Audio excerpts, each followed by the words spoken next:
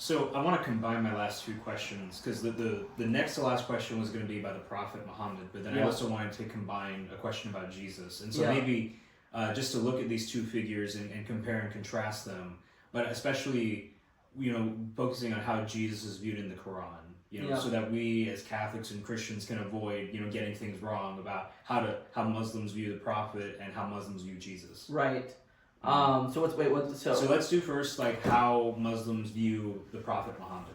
Yeah, okay. So Muslim theological tradition is quite diverse, right? So what we often hear is a very sort of modern, influenced by Wahhabism and Salafism, sort of the Ahl Sunnah people, that Muhammad is sort of a lawgiver, he's a military leader, he's an exemplar, but sort of that's it.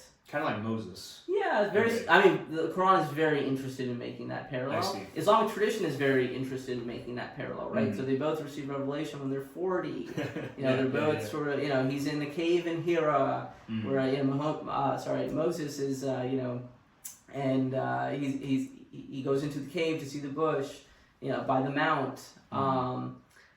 So very interested in that parallel. But medieval Islam is quite diverse, right? And medieval Islam has very, very sort of what we would consider today to be fanatic or sort of odd devotions to Muhammad and to other saints and whatnot. Muhammad is given titles he's somehow like the pinnacle of the pole of existence, right?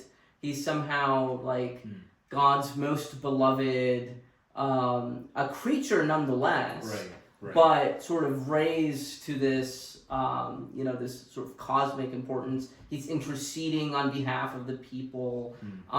Medieval Islam is much more fluid, not fluid. Medieval Islam has a lot more flexibility. There's a lot more devotion to Muhammad, celebrating his birthday in a really sort of animated manner, devotion to sort of his tomb, things like that, in a way that really gets sort of, around the 19th century and later really sort of dies down. On a base level, we can say that, so the Sunni view generally is that today what you'll find is that Muhammad was inerrant, right? He was a perfect man, right? By the grace of God, he was a perfect man. He was cleansed of all evil inclination or sin, and therefore he's a perfect exemplar for humanity, for Muslims especially, and that he was the vessel through which the Quran was revealed. Right. Mm-hmm. Shiism varies. It depends what kind of which Shi'i tradition we're discussing. But in Shiism, there's a lot more emphasis on the Prophet, on Muhammad, being sort of, in some way, the locus of the presence of God, right? In some way, and his family, right? And that, sort of the Prophet and his family, Muhammad and his family, are supposed to be they're supposed to be kind of light in the darkness, forever, right? And that's why there needs to be, he's also an interpretive key, right? And that's why you need, he's the interpreter, he's the sort of one that makes the unclear clear, and that sort of privilege or that sort of power is passed on through his family, in their case to Ali, and then to his sons and so on and so forth. That's where the imamate comes from, and there's something to be said for that. There are elements of Muslim tradition which Shiis have different collections of hadith, right? In which there is stuff like this, right? Yeah, and can you explain what the hadith is? Yeah, hadith are it's a very broad category.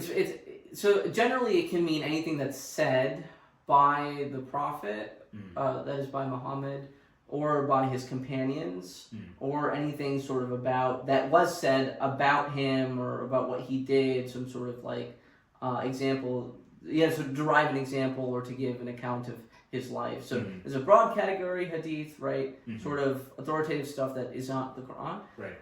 But that's also not law, like legal rulings, right? And then there's like a narrower sense which is included in that, which is the sayings and deeds of Muhammad, and then by extension maybe some of the caliphs after him.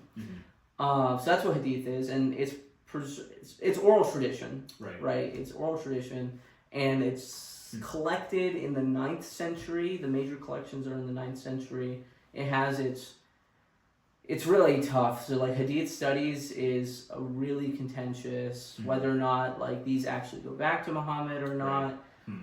Early scholars in like the 18th century and even early 19th century were very willing to just sort of take these as like preserved oral traditions. Take them at face value. Yeah, by eyewitnesses. Right. Then there was a move away from that, culminating in the 70s through the 90s with sort of hyper hadith skepticism. So not just the oral sayings, but also the historiographical tradition, because it's also made up of oral sayings. Since that was also transmitted orally at first, like it includes legendary material, so they say it's all suspect. It all has sort of, it's tinged with later legal debates, which it is at least at times tinged with later legal debates. Hussein Modaresi at Princeton has a really good article about this from the 90s if anyone's interested. So far unchallenged, I think. There are a lot of good books on hadith that I can speak about, but now there's a little bit more of a reapproachment with hadith, with this new method called isnad kummatan, which means isnad is the chain of transmitters. So a hadith will usually have like a chain of transmitters saying like who heard it from who, and then Muslim tradition would say like, well, was this person alive then? Would he have been there? Was he a Orthodox Muslim? Right, that's very important to the medieval hadith critics, right? That's one problem that modern historians have with the hadith, is that they're mixing historical plausibility with orthodoxy, right? Anyway, so, and then you have the matan, which is the body, the subject, the matter of the text, or the narration, and the method now takes the matan of like a specific hadith, of which there will be many variants, right? And because it's narrated by different people, and it'll track changes in the subject, in the matan, with the transmission, right? And try to work out, through that, try to date the hadith in each recension. And at times you can get back to the like mid 8th century, right? At earliest, and there's a lot of controversy about this, maybe you can get back to the early 8th century. That's sort of it. After that, it's very difficult. And really what you can do is, a lot of times you can get back to certain sort of intermediate transmitters like Ibn Shihab az-Zuhri, which is, he was an Islamic scholar, a very impressive Islamic scholar in the mid 8th century. Late 7th, up to the mid 8th century. Died in the 740s, right before the Abbasid Revolution, and he's associated with the court, the Umayyad court, which is the first dynasty after the four rightly guided caliphs. And so like hadith up until that point were not written down except for personal use as notes. They were not published. There were discussions at times, or like maybe they were orally transmitted, but there were no corpuses of hadith, right? Corpora of hadith. And it's said that basically, I think the Caliph Hisham has Ibn Shihab az-Zuhri create a written body of hadith for the education of his sons. And then, which is not extant, right? And then that sort of opens the door for writing down hadith and creating these corpora of hadith. None of the earliest hadith corpora are extant. There's possibilities that they might be redacted and preserved in in later sources. But then what you end up having, let's say if you take Ibn Shihab az-Zuhri, right? He taught this guy Ma'mar ibn Rashid, right? Mm-hmm. And he wrote down sort of an account of the raids of Muhammad based on what Zuhri told him, right? And then Ma'mar's work is not extant, but you have it either extensively quoted or in some way preserved, or large portions of it preserved or used as a source by his student, what was it, Abdul Razak, right? And that is extant, right? So what you end up having is like you're sort of two sources back. You know what I mean? It's as if like the Gospels were not extant, but maybe the Diatessaron was, and well, no, that wasn't either. But like, let's say I don't know, Tertullian or someone used the Diatessaron, and that's what we're and then we're trying to get back to sort of what Christ did through there. There was one illustrative example used by an Islamic scholar of like Origen's recension of Clement being or Irenaeus or something being the only knowledge we have about Christ or life of Christ. So it's a very different situation, right? Sorry, I've rambled a bit. No, you're good. Okay, the Hadith collections, right? And so you have Ma'mar, you have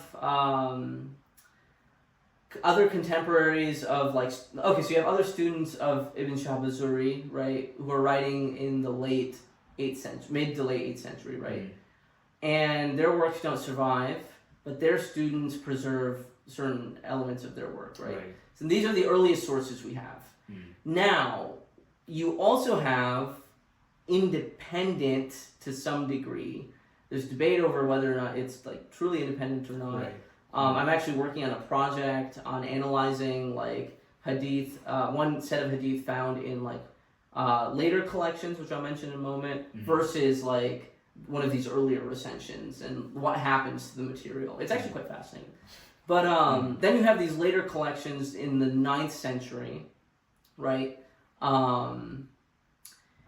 I really hope I didn't say mid-7th century for Zuhri. It's the 700s, so it's mid-8th century. Okay, and then you have 9th century, the early to mid 9th century, and that's when you have the sort of what are today like the most authentic hadith collections, right? Up into the late 9th century.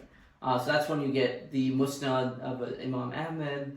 That's when you get the Sahih Bukhari, Sahih Muslim. One exception to this, 8th century collection of legal rulings is the Muwatta of Imam Malik.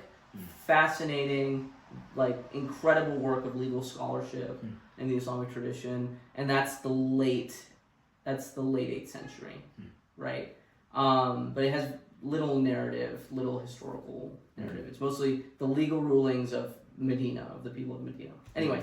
So this sort of, I hope, paints a picture of like hadith and the sort of how we got it. Right. It ends up creating a large, like a problem for scholars because what you end up having is there's this chasm between the material, the events that happen and the memory of these events, right? Whereas the Quran, we can firmly date, in essence, or even in what comes to us, right? Whatever, it comes to us to like the mid 7th century, early 7th century, right? Like it can't be much later. We have good textual evidence for the Quran by the late 7th century, maybe early 8th century, right? And very briefly, our biographical information on the life of Muhammad, does that mainly come from the Quran or from the Hadith? No, it's almost all from the Hadith. I see. Famously, it was said the Quran has little to no biographical information about Muhammad. Muhammad is mentioned 4 times in the Quran. Right. It's unclear if it's a title or if it's like a name. It's unclear in general if Muhammad was a title or his actual name. I see. The Quran has little to no biographical information. It's not interested in it. Sure. You can sort of get hints of the milieu. You can sort of get hints of the interlocutors. You can get hints of the context, right? What was happening maybe. And this is another problem for hadith, and especially what is called the asbab al-nuzul, which is the occasions of revelation or the occasions of descending down, that or what was sent down, that you like the narratives that come up are exegetical, right? They're exegeting the Quran. I see. Right? So what you end up having is like, if I was just to think of an example, the disputation, like you have this story in the biography of Muhammad, in the Hadith generally, that this disputation came up from Najran of 3 Christians, right? Mm-hmm. And they sort of were different Christians, right? So think of like a Chalcedonian, an Nestorian, a Miaphysite, you know, or whatever, three disputing Christians. And they started asking Muhammad they came out from Najran just to ask Muhammad about Jesus, right? Okay. Now, it seems a little far-fetched, but it's exegeting a verse in the Quran, which counsels Muhammad about interacting with the people of the book, especially Christians, right? Right. It has, they ask you to, I'm paraphrasing here, but they ask you to weigh in their disputes, and, they won't listen to you, and in the story, what happens? Before Muhammad can give them an answer or finish giving them an answer, they head back. They don't care. They're not interested, right? Mm-hmm. And there's many, many more examples of this, right? And at times, different narratives are given based on textual variants, right? Mm. So where the Quran can be read 2 ways. Right. Let's say, there's an example that's like, do not ask, or like, you will not be asked. This is a variant. And so there's one tradition that says this was revealed telling Muhammad not to ask about his parents and whether or not they'll be saved. Right. And then there's another narrative based on the you will not be asked. It's like, oh, you won't be asked to answer for, certain disbelievers about, their salvation, right? So scholars, to Western scholars, this is fairly problematic, right? It indicates that these are not independent oral traditions, but rather exegetical. All of these, and there are sectarian debates involved, there are legal debates involved that sort of influence the Hadith. All of these complicate the picture. Now, scholarship is sort of interested in seeing, well, what can we get? And basically, it comes down to, we can get to sort of the mid-7th century. We can get around Ibn Shihab az-Zuhri, in the mid-8th century. Maybe we can get, he got that information from somewhere. He didn't make it up plausibly. So maybe we can get one generation before him. Right. But, that still puts us at a gap, at a large gap from when it was happening. So I just want to kind of focus my last question. It's good. It's funny because all these questions are so big. I'm just asking you, it's easy for me as a questioner to ask you them, but then you have to unpack so much. Yeah. So it's a lot of fun to watch you do it. So Hassan, what is maybe the Quran's view, or you can generally describe the Islamic view of Jesus and Mary? Let's focus on those two. But I'm also interested in, you mentioned saints. Yeah. And so maybe a little bit about, saints and hagiography. And all that. So I was just saints that's more like subsequent Islamic devotional traditions. Right. The Quran is not really interested in saints. I see. Though it has this this interesting bit, and I don't know the Arabic. I don't remember the Arabic of the verse, but it's sort of like, take heart, men before you were sort of, I think it says sawn in half, or sort of prophets. Prophets, and maybe holy men, right? Maybe martyrs, maybe martyrs. Okay. Who knows? They were tortured, etc. So other than that, though, and that's quite tenuous. There aren't very many connections to saints, but Jesus is very important to the Quran, right? So the Quran is very interested in Jesus. It's very interested in Mary. Now, I want to give a word of warning against any sort of syncretism. There's no way really to make the Jesus of the Quran the Jesus of the New Testament or of subsequent Christian theology. Right. I don't think that's possible. People have tried to do that. Sort of liberal theologians or historians have tried to do that. I don't think so. Right. It's fundamentally different. The Quran isn't interested in sort of fleshing out Jesus as we find him in the New Testament or something. The Quran uses Jesus as a spokesperson or a spokesman for the Quran's prophetology. Mm-hmm. So the Quran has this notion that there's a people, they need guidance from God. God sends them a prophet, and they're, speaking their language with a book, right? Mm-hmm. And now this people has a decision. You follow the prophet, you get, you get salvation, you get the rewards of following God. God is going to be with you. You'll be successful in the land. You'll inherit the earth quite literally, or you're going to get destroyed. God will send His judgment upon you, like Sodom and Gomorrah, or the people of Noah, right? Whether it be a flood or sort of fire from heaven, that God will destroy you, and that's what. And then there will be eternal punishment in hell. So these are the options facing people when they encounter a prophet. Right. And the prophet comes with a book, like the Quran, and that's confirming what was before it, right? So the Quran says that it's sent. Anyway, okay. Well, let's take a step back. So Jesus fits into the Quran, fits Jesus into this mold. The Quran fits Moses into this mold. The Quran fits Noah into this mold. The Quran fits David into this mold. All of the prophets are fit into this mold. A prophet who brings a book and confirms what came before. Yeah, confirms and says, worship one God. Right. Okay. Usually it's like establish the God, alms, and establish prayers. Right? Okay. Or sorry, give zakat from what we've provided you and establish prayers. Right. Those are sort of, that's the trifecta of prophecy, generally speaking. And the reason it does this is to legitimize Muhammad's own prophetic authority, his message, right? So Jesus, the Quran knows and uses a lot of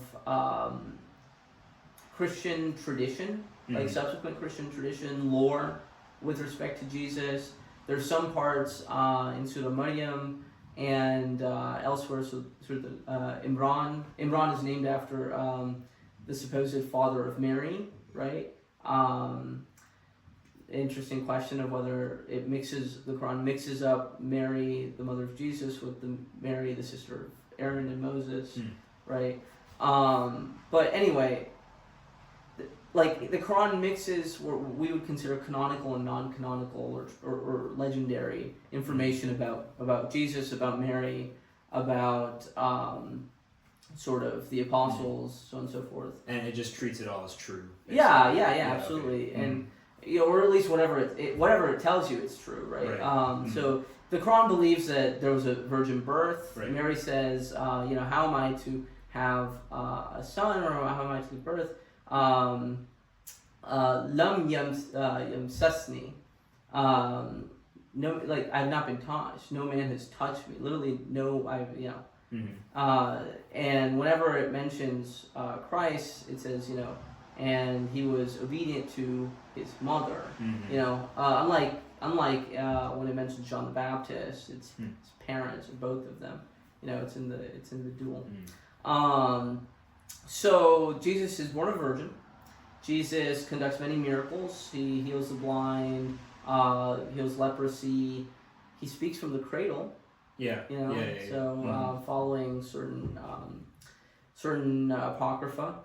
Jesus turns birds, gives clay birds life, following certain apocryphal works.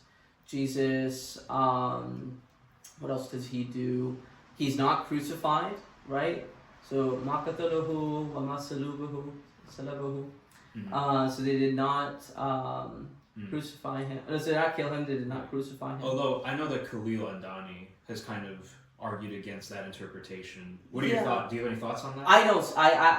I don't see it, right? Okay. So I think that there is pretty much unanimity in the Islamic interpretive tradition about this. I think I see the argument. So Gabriel Reynolds has also argued that it could be read this other way, and maybe it is if you read it more synchronically with the rest of the text. I'm not sold personally, and I tend to defer my own interpretation to the interpretive tradition, right? Or the latent context, right?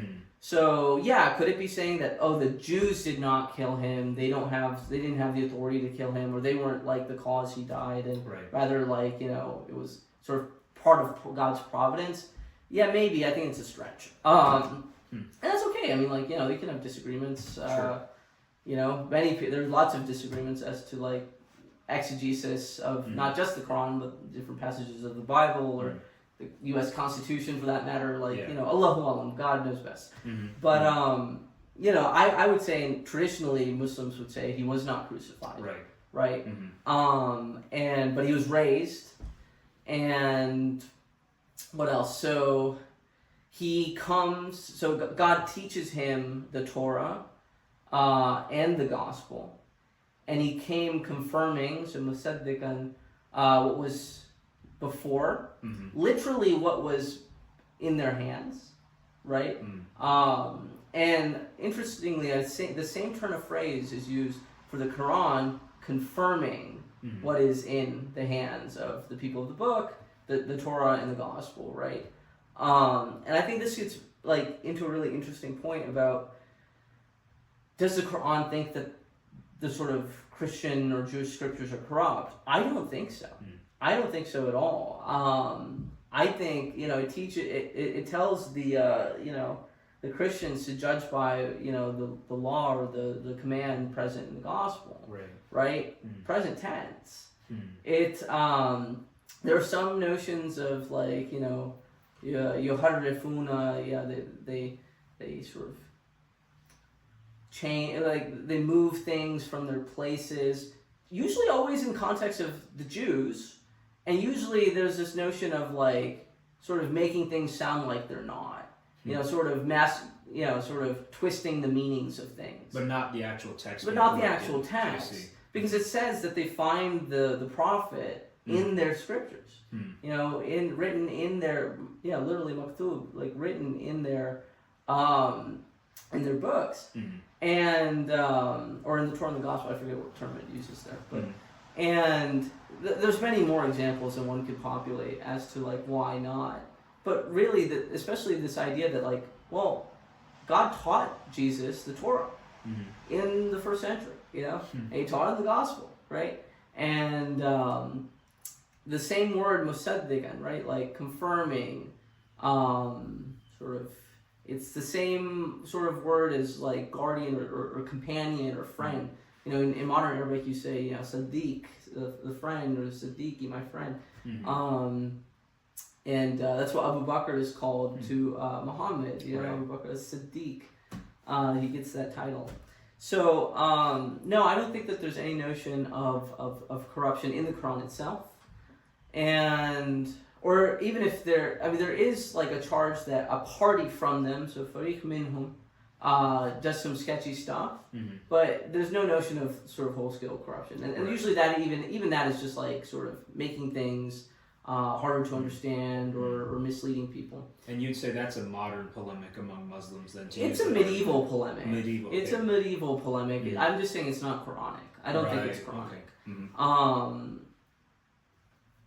And if you the modern polemic is to say that textual criticism, source criticism, historical criticism is sort of vindicates this view that the previous scriptures were corrupt.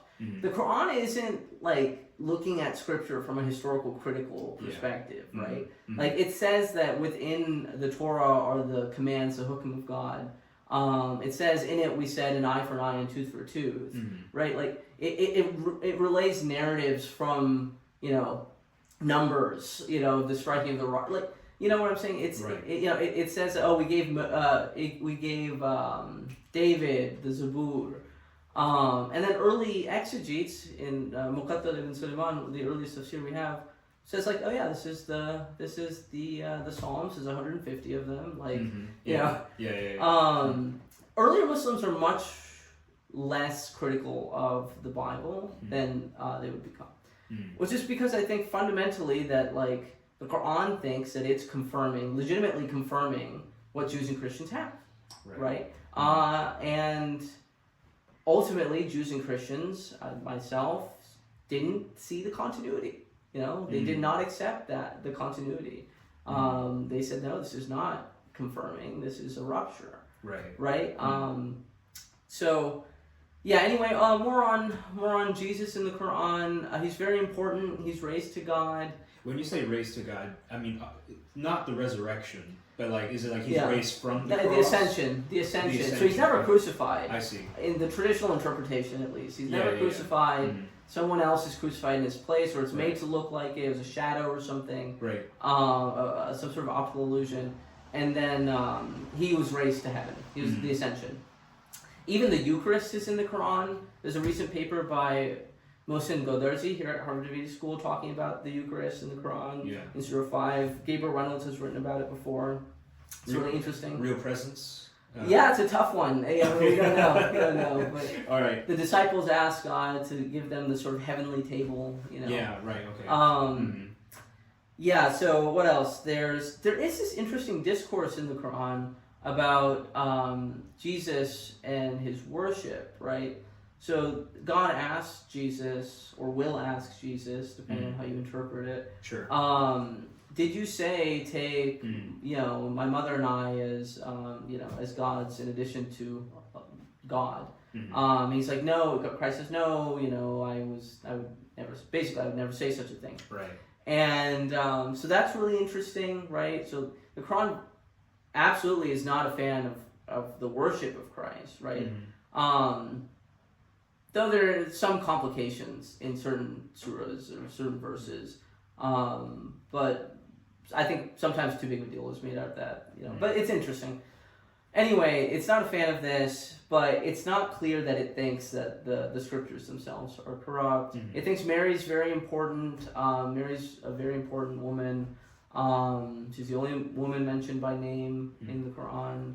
Almost every time Christ is mentioned, he's Isa ibn Maryam, al-Masih Isa ibn Maryam, so the Christ, Jesus, son of Mary. Right. Almost as like a unit, as if that was like his sign name.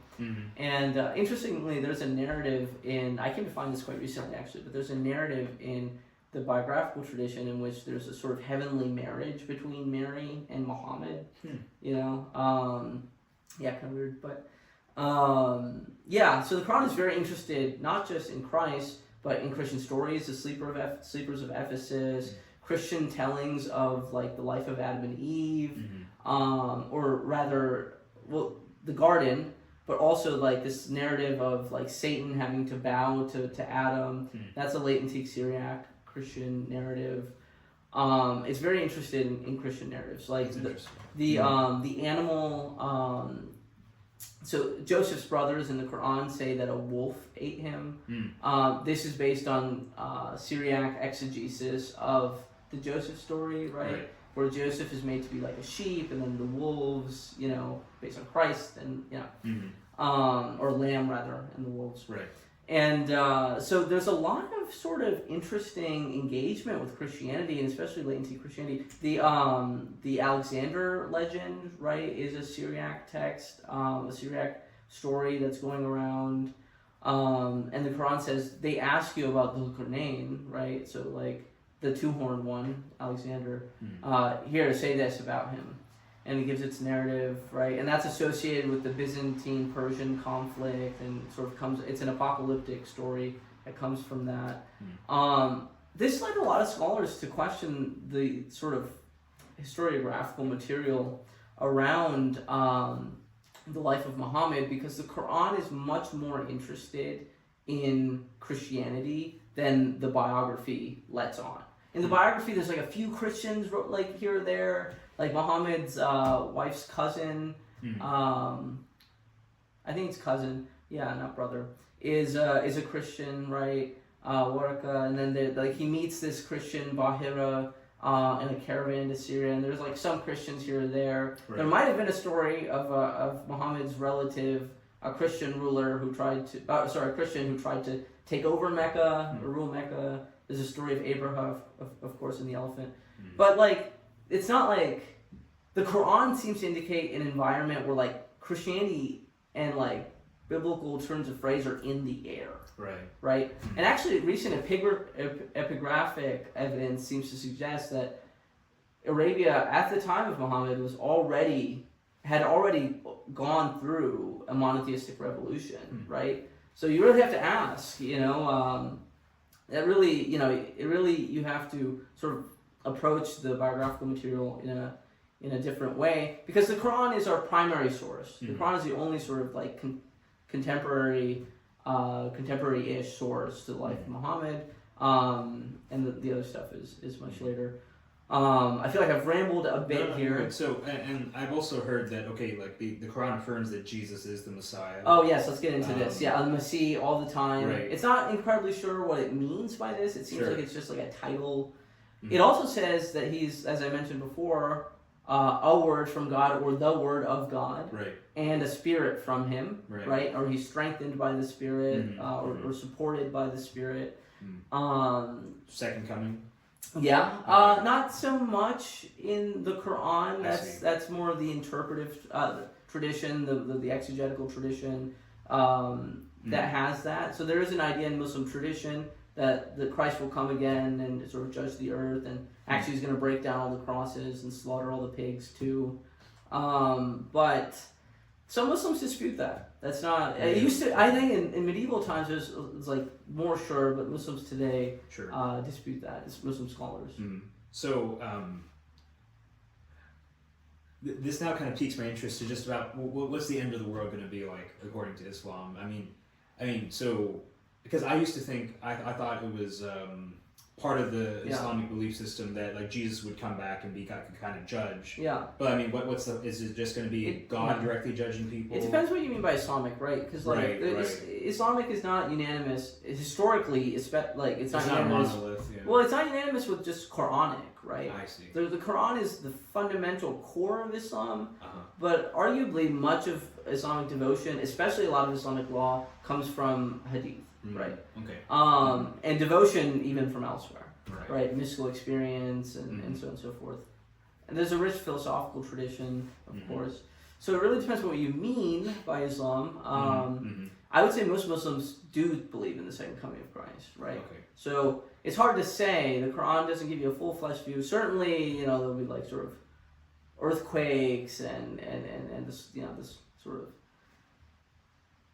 like Armageddon as we would traditionally think of it, and then God will judge, right? And if you, depending on what part of the Quran you read, if you're sort of a believer generally, if you're from the Al-Kitab or like from these other traditions, then you're good. You'll go to heaven, or if you're a Muslim and you did good, you'll go to heaven. And if you didn't, you're going to be in the pit, in Gehenna. So.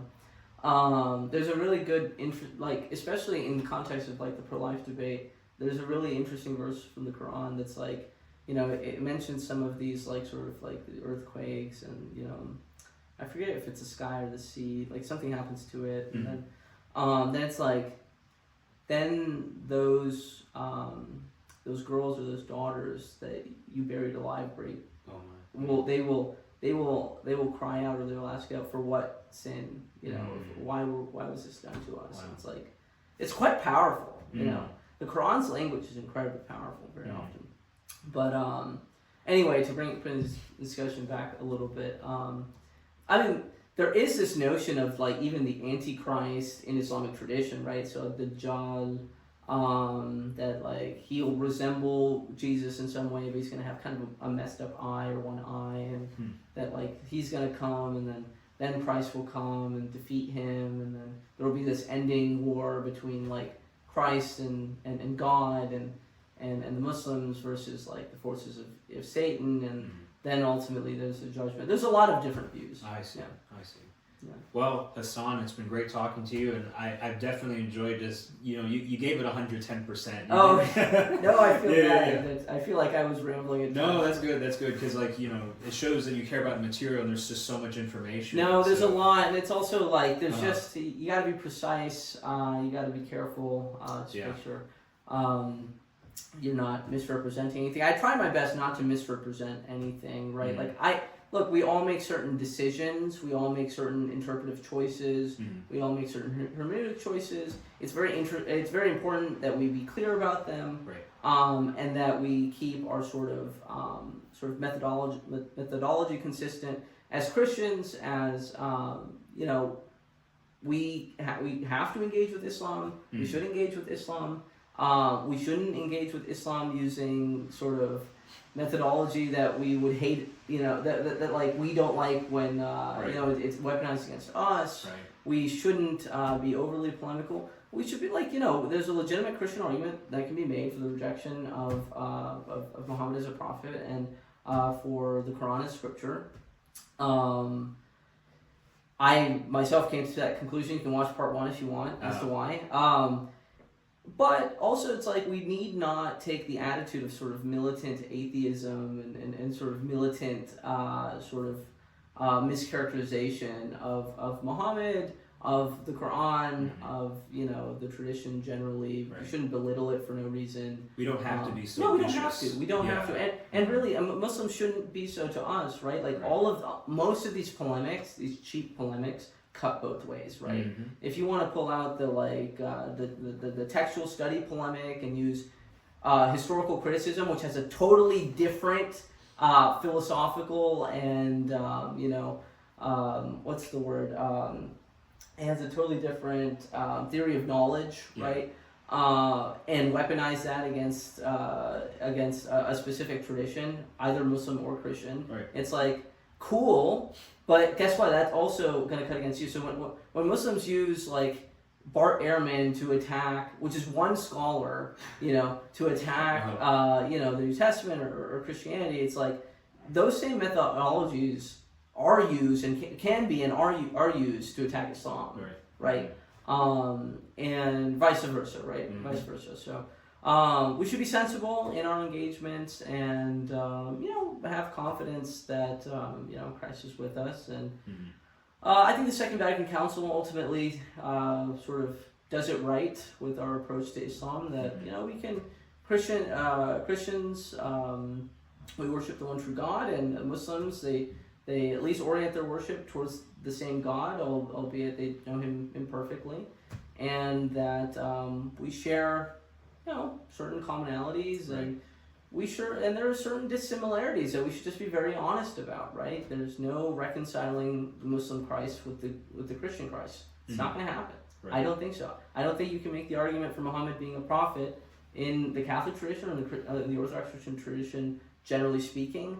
Or the Quran as scripture. That's not to say there aren't certain parts of the Quran that are quite beautiful or quite aesthetic, or even quite just like correct, right? Like I mentioned the verse about the girls that were buried alive that will stay on the last day. Like that can truly be moving. Just like I can read Plato or Aristotle, and I can accept them when they're right and leave them when they're not. Right. So anyway, I'll leave it at that. All right. Thank you, Hassan. Oh, thank you, Suan. It's been a pleasure.